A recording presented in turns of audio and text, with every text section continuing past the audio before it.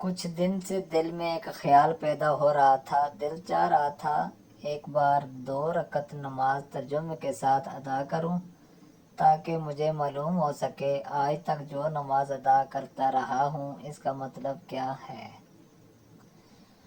اپنے ارادہ کو حقیقت بنانے کے لیے وضو کر کے جائے نماز بچھائی اور 2 رکعت نفل کی نیت کی۔ ہاتھ کانوں تک اٹھائے اور کہا اللہ سب سے بڑا ہے۔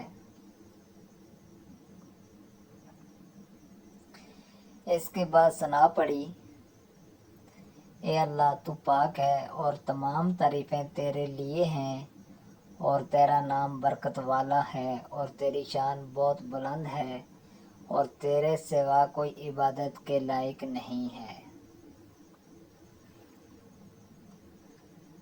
اس کے بعد تعوذ اور تسمیہ، میں پناہ مانگتا ہوں اللہ کی شیطان مردود سے۔ شروع کرتا ہوں اللہ کے نام کے ساتھ جو نہایت مہربان اور رحم والا ہے۔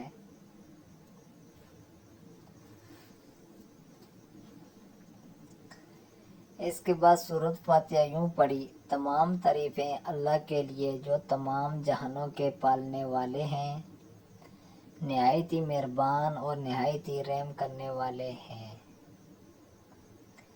قیامت کے دن کے مالک ہیں، ہم آپ کی ہی عبادت کرتے ہیں اور آپ سے ہی مدد مانگتے ہیں۔ ہمیں سیدھا راستہ دکھلائیے، ان لوگوں کا راستہ جن پر آپ نے انعام کیا، نہ ان لوگوں کا جن پر آپ غصہ ہوئے اور نہ گمراہوں کا۔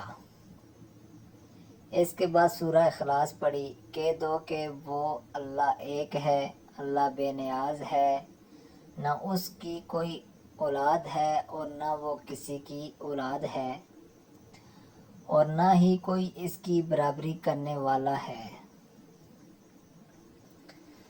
اس کے بعد اللہ اکبر، اللہ سب سے بڑا ہے کہہ کر رکوع میں چلا گیا۔ رکوع میں 3 بار یہ تسبیح پڑھی، پاک ہے میرا رب بڑی عظمت والا، پاک ہے میرا رب بڑی عظمت والا، پاک ہے میرا رب بڑی عظمت والا۔ اس کے بعد یہ پڑھتے ہوئے کھڑا ہوا، سن لی اللہ نے جس نے اس کی تعریف کی۔ کھڑے ہو کر پڑھا،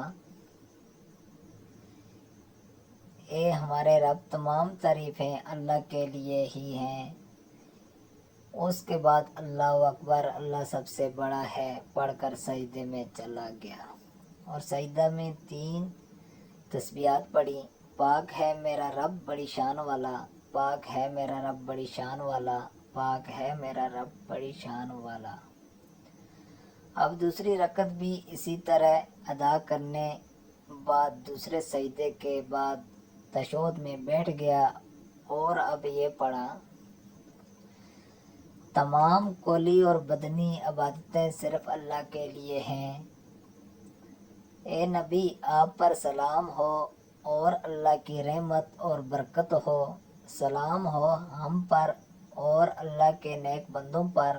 میں گواہی دیتا ہوں اللہ کے سوا کوئی بھی عبادت کے لائق نہیں ہے اور میں گواہی دیتا ہوں کہ محمد صلی اللہ علیہ وآلہ وسلم اللہ کے بندے اور رسول ہیں۔ اس کے بعد درود شریف پڑھا، اے اللہ محمد صلی اللہ علیہ وآلہ وسلم اور ان کی آل پر درود بھیجیے جیسے کہ آپ نے رحمت بھیجی حضرت ابراہیم علیہ السلام و ان کی آل پر، بے شک تو تعریف کے لائق بزرگی والا ہے۔